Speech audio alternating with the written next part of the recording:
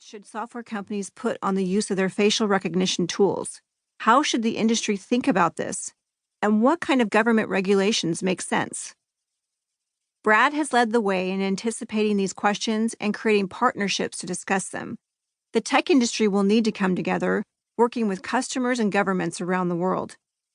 It may not be possible to get everyone on board, but if we let things fragment so that the rules vary hugely from country to country, it won't be good for customers, the tech industry, or society.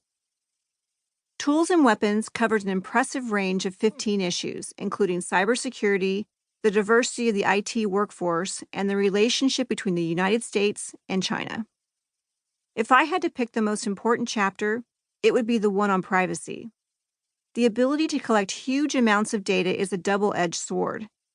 On the one hand, it empowers governments, businesses, and individuals to make better decisions. On the other hand, it raises big questions about how we can use that data while protecting people's right to privacy.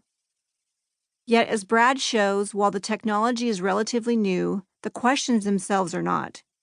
People have been wrestling with one version or another of this problem for centuries. Although you may expect a chapter about data privacy to touch on the way Nazi Germany collected information on its own people, you might not expect it to also mention the War of 1812 or give you a quick history of mutual legal assistance treaties. That shows you Brad's wide-ranging interests and his ability to go deep on almost any subject. But none of it comes off as a dull legal brief. Brad and his co-author are great storytellers who give you an insider's view of what it's like to hammer out these issues in real time, in conference halls and in courtrooms around the world. Brad is not just sitting back and analyzing things. He's bringing people together to find solutions. Brad and I are in constant contact about these issues, in person and over email. I still rely on his wisdom and judgment today.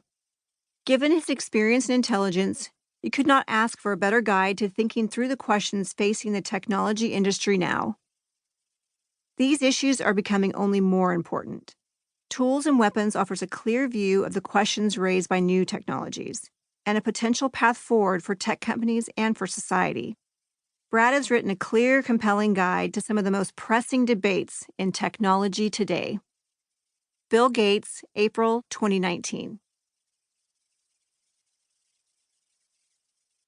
Introduction. The Cloud, the World's Filing Cabinet. Civilization has always run on data. Human history began when people developed the ability to speak. With the invention of language, people could share their ideas, experiences, wants, and needs. Progress accelerated as people developed the ability to write. Ideas spread more easily and accurately, not just from person to person, but from place to place. Then came the spark that created the flame of knowledge, the ability to store, retrieve, and share what people had written. A hallmark of the ancient world became the construction of libraries. These archives of documents and books meant that people could communicate more readily, not just across space, but across time, passing information from one generation to the next. Centuries later, when Johannes Gutenberg invented the mechanical printing press, the flame became a fire that empowered writers and readers alike. That fire would sweep the world. The ensuing centuries produced an explosion in commerce that was both cause and consequence of increasing communication. By the early 20th century, every office needed a facility to store documents. Rooms were filled with filing cabinets. While data has always been important to society, it has never played the role it does today. Even when trade slows or economies falter, data continues to grow at a steady pace. Some say that data has become the oil of the 21st century, but that understates the reality. A century ago, automobiles, airplanes, and many trains ran on oil.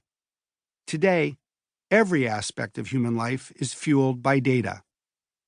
When it comes to modern civilization, data is more like the air we breathe than the oil we burn. Unlike oil, data has become a renewable resource that we humans can create ourselves. This decade will end with almost 25 times as much digital data as when it began.